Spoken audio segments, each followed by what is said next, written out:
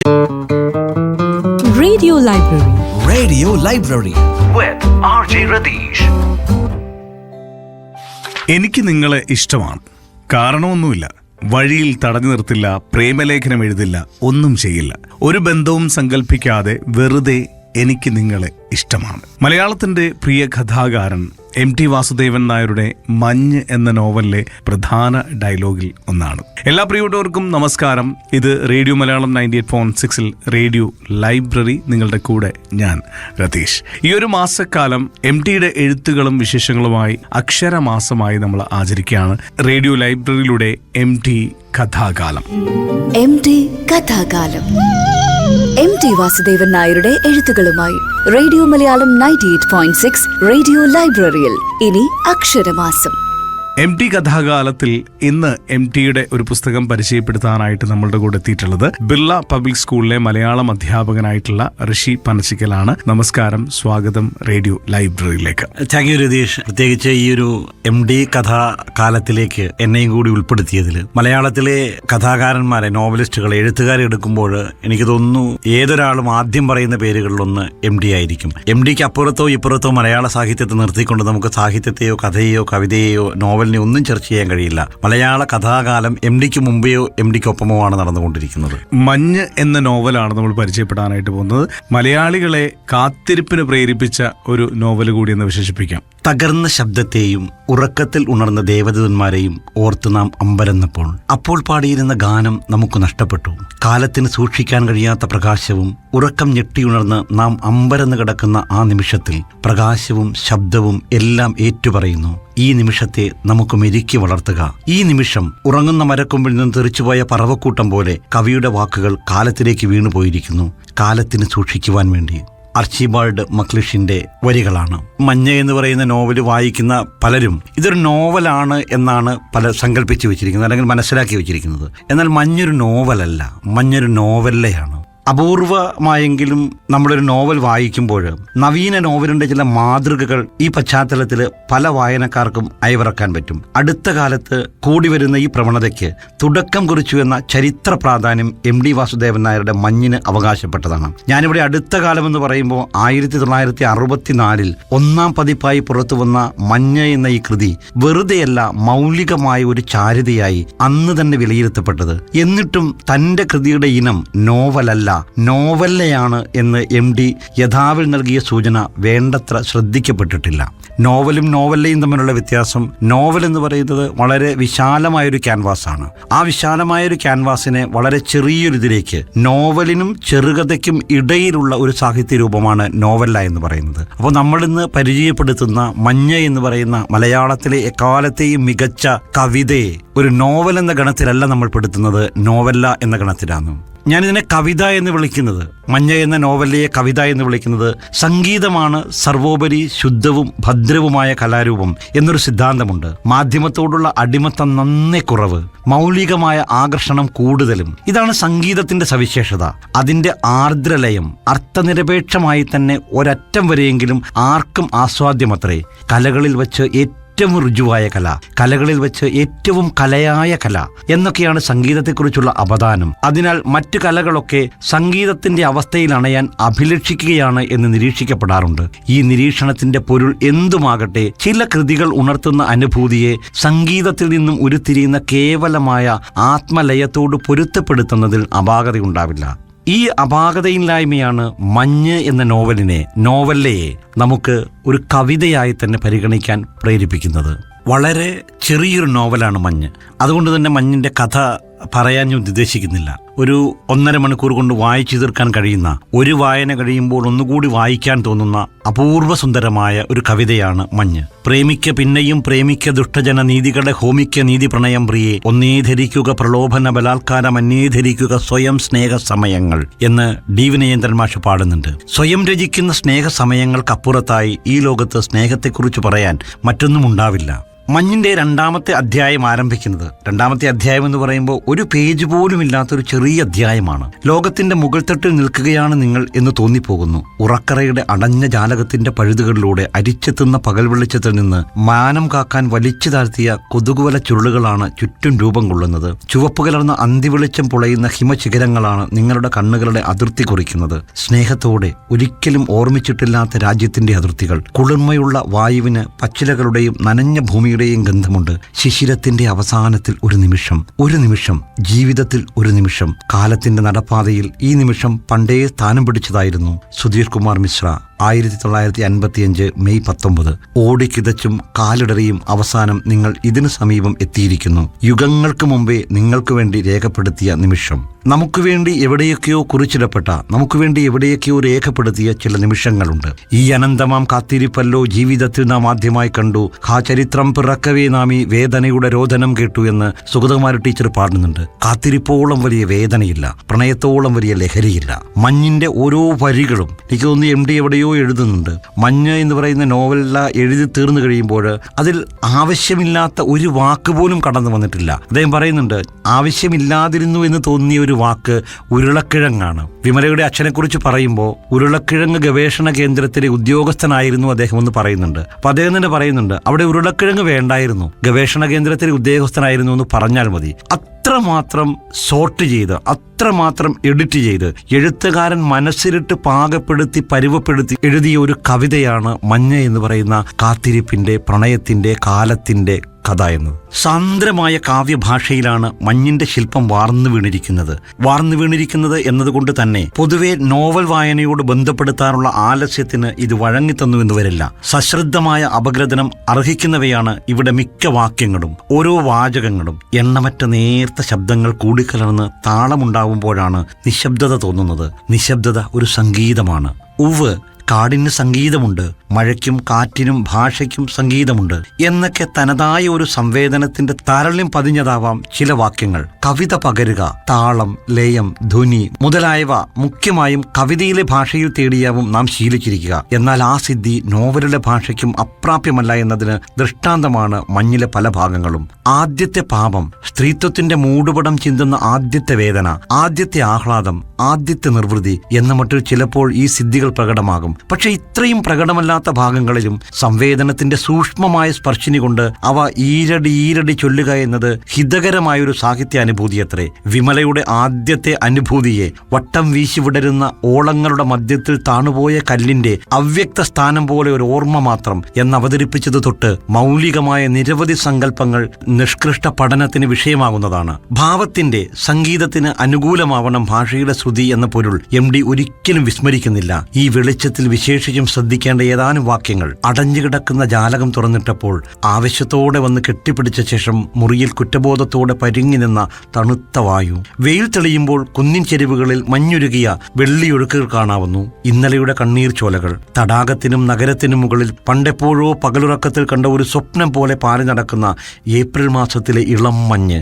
അന്തരീക്ഷത്തിന്റെ മാറിലേക്ക് തറഞ്ഞു നിൽക്കുന്ന ഒടിഞ്ഞ അസ്ത്രം പോലെയുള്ള പാറക്കെട്ട്. അച്ഛന്റെ മരണത്തെ തുടർന്ന് വീട്ടിലെത്തിയ വിമലയ്ക്ക് അമ്മയുടെ മുറിയിൽ നിന്നും പുറത്തു കടക്കേണ്ടി വരുന്നു. അമ്മയോട് യാത്ര പറയാൻ ഗോമസ് എന്ന കാമുകൻ കടന്നെത്തിയപ്പോൾ പുറത്തു വരാന്തയിൽ അവൾ നിൽക്കുകയാണ്. അടുക്കളയിൽ നിന്നുള്ള അഴുക്കുവെള്ളം ഒഴുകിപ്പോകുന്ന ചാലിലേക്കത്രേ. ചുറ്റും ആക്രമിച്ചു കയറിയ പൊന്തക്കാടുകൾക്കുള്ളിൽ പാതിയും മറഞ്ഞുപോയ അമ്പലം. ഓരോന്നും അതാതു സന്ദർഭങ്ങളിൽ അങ്ങേയറ്റം സാർത്ഥകമാകുന്നത് എങ്ങനെയെന്ന് ഓരോ സാഹിത്യ വിദ്യാർത്ഥിയും വായനക്കാരനും അനുഭവിച്ചറിയുക തന്നെ വേണം. മഞ്ഞൊരു നോവലല്ല, മഞ്ഞൊരു നോവല്ലയല്ല. മഞ്ഞ് നമ്മുടെ ഓരോരുത്തരുടെയും ഹൃദയത്തിലേക്ക് തുള്ളിതുള്ളിയായി പെയ്തു വീഴുന്ന മഞ്ഞുതുള്ളി തന്നെയാണ്.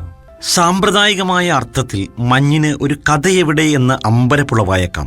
സംഭവങ്ങൾ, കാലത്തിൽ ഊന്നിക്കൊണ്ടുള്ള അവയുടെ പൗർവാപര്യം, കാലത്തിൽ ഒരു പരിണാമം, ഇങ്ങനെ പലതുമാവാം കഥ എന്ന പദം സാധാരണയായി ആവാഹിക്കുന്ന സങ്കല്പങ്ങൾ. കഥയുടെ ഗതിക്ക് കാലത്തിന്റെ ഗതി നിർണായകമാണ് എന്ന് സാരം. മഞ്ഞിലെന്നാൽ കാലത്തിന് ഗതിയുണ്ടോ? മലയുടെ കുഴിമാടത്തിൽ ഒരു തടവുകാരി എന്ന് ഇതിലെ വിമല സ്വയം വിലയിരുത്തുന്നത് വെറുതെയല്ല. ശ്രദ്ധിക്കേണ്ട ഇത്തരം കൽപ്പനകൾ ഇനിയുമുണ്ട്. തടാകത്തിലെ ജലം പോലെ തന്നെ കാലം തളം കെട്ടിക്കിടക്കുകയാണ്. ബാഹ്യമായ ഈ നിശബ്ദതയിൽ നിന്ന് ഉരുത്തിരിയുന്ന ഭാവത്തിന്റെ ഏതാനും നിശ്വാസങ്ങൾ എന്ന നിലയ്ക്കത്രേ മഞ്ഞിന്റെ ശില്പം ക്രമപ്പെടുത്തി എത്തിയിരിക്കുന്നത്. ഇനി മിക്കവാറും പ്രതീക്ഷിക്കാനൊന്നുമില്ല എന്ന മരവിപ്പിൽ എത്തപ്പെട്ടിരിക്കുകയാണല്ലോ മഞ്ഞിലെ വിമല. തടാകത്തിലെ ജലം പോലെ തന്നെ തളം കെട്ടിക്കിടക്കുന്നത് അതിനാൽ അവളുടെ മനസ്സുകൂടിയാണ്. സ്മൃതിയുടെ ഓളങ്ങൾ പക്ഷേ ആ മനസ്സിലും ഇളക്കം സൃഷ്ടിക്കാതിരുന്നില്ല.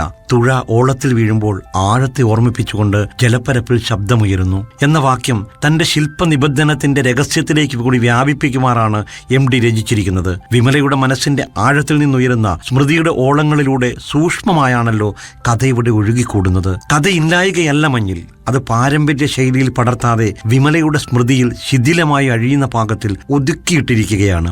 ഇഴപേർത്തെടുക്കുന്ന ഭാരം നമ്മുടെ ഭാവുകത്വം ഏറ്റെടുക്കേണ്ടിയിരിക്കുന്നു. അല്ല, പഴയ മട്ടിൽ പടർത്തുകയാണെങ്കിലോ 500 പേജിൽ പെരുപ്പിക്കാം. വിമലയുടെ അച്ഛൻ നാട്ടിൽ ആർക്കും വേണ്ടാതെ നടന്ന ആ സന്ധിയിൽ നിന്നോ മറ്റോ ആരംഭിക്കാം. പിന്നെ അയാളുടെ ഉയർച്ച, തളർച്ച, ആ തളർച്ചയിൽ കിടന്നുകൊണ്ട് അയാൾ ചവച്ചിറക്കുന്ന പീഡ, അങ്ങനെ ക്രമത്തിൽ വികസിപ്പിച്ചെടുക്കാവുന്നതേ ഉള്ളൂ കഥ. പ്രലോഭകരമായ പല മുഹൂർത്തങ്ങളും എങ്കിൽ കിട്ടിയേനെ. ഉദാഹരണത്തിന് അച്ഛന്റെ വീഴ്ചയെ തുടർന്ന് കുടുംബ ബന്ധങ്ങൾ ചിതറുന്നതും ഓരോരുത്തരും അകലുന്നതും മറ്റും ഇപ്പോഴത്തെ നിലയ്ക്ക് നേരിട്ട് ചിത്രീകരിച്ചിട്ടില്ലല്ലോ. അതാത് സൂചകങ്ങൾ വിമലയിൽ ഉയർത്തുന്ന നനുത്ത സ്മൃതിയുടെ ശകലങ്ങൾ ചേർത്ത് വേണം ഇവിടെ സൂത്രബന്ധം ശരിപ്പെടുത്താൻ. ഇക്കൂട്ടത്തിൽ ഏറ്റവും തീഷ്ണമായേനെ അമ്മയുടെ അവിഹിത ബന്ധം സഹിക്കാനാവാതെ വിമല വഴക്കടിച്ച് വീട്ടിൽ നിന്നും ഇറങ്ങിത്തിരിക്കുന്ന ഘടന. ഇതാവട്ടെ അവളുടെ നേരിട്ടുള്ള സ്മൃതിയിൽ പോലുമില്ല. സുധീർ കുമാർ മിശ്രയുടെ അതീത സല്ലാപങ്ങൾ അവൾ അയവിറക്കുന്നതിൽ മാത്രമാണ് നിഴലിക്കുന്നത്. അതെ, സാധാരണ ഏതെഴുത്തുകാരനെയും വ്യാമോഹിപ്പിച്ചേക്കാവുന്ന സന്ധികൾ പലതും വർജിച്ചുകൊണ്ടാണ് MDയുടെ മഞ്ഞിന്റെ ശില്പത്തിന് ഇപ്പോഴത്തെ സംയമം വരുത്തിയിരിക്കുന്നത്. മഞ്ഞ് ഒരു നോവലല്ല, കവിത തന്നെയാണ്. പ്രതീക്ഷയെ അനിവാര്യമായും ആവരണം ചെയ്യുന്ന വിഷാദം പോലെ ആ നഗരത്തെ മഞ്ഞുമൂടി കിടക്കുന്നു. അതെ, പ്രതീക്ഷയ്ക്ക് വിഷാദത്തിൽ പരിവേഷമുണ്ടെന്നത്രേ പ്രധാനം. വെറും പ്രതീക്ഷയ്ക്ക് വില കുറവാണ്. മഞ്ഞിലെ പ്രതീക്ഷ ആ വിധത്തിൽ അന്തസാരശൂര്യമല്ല, അതൊരു തത്വശാസ്ത്രത്തിന്റെ തലമണയുന്നു. കാത്തിരുന്ന് സ്വപ്നം കാണുക, അതോടൊപ്പം തന്നെ കാത്തിരുന്നതൊന്നും കൈവരുന്നില്ലല്ലോ എന്ന് ഓർത്തിരുന്ന് വിശ്വസിക്കുകയും, ഇത് രണ്ടും ഈ നോവലിലെ ചക്രവാളത്തിൽ ചാരുതയോടെ ആശ്ലേഷിക്കുകയും അലിഞ്ഞു ചേരുകയും ചെയ്യുന്നു. ഏറ്റവും കാവ്യാത്മകമായ ഈ കാൽപ്പനിക ചക്രവാളമാണ് മഞ്ഞിനെ ഇത്രമേൽ മനോഹരമാക്കുന്നത്.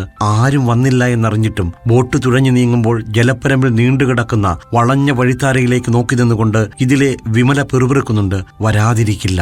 അങ്ങനെയാണ് ഈ നോവൽ അവസാനിക്കുന്നത്. ഏത് ഭാവുകത്വവും അവിടെ തരളമാവാതിരിക്കില്ല. ഈ വക പൊന്നാരങ്ങൾക്ക് പുറമെ കനപ്പെട്ട ഒരു നോവൽ വായിച്ചാലത്തെ കരുത്തുറ്റ അനുഭവം മഞ്ഞ് സമ്മാനിക്കുന്നുണ്ട്.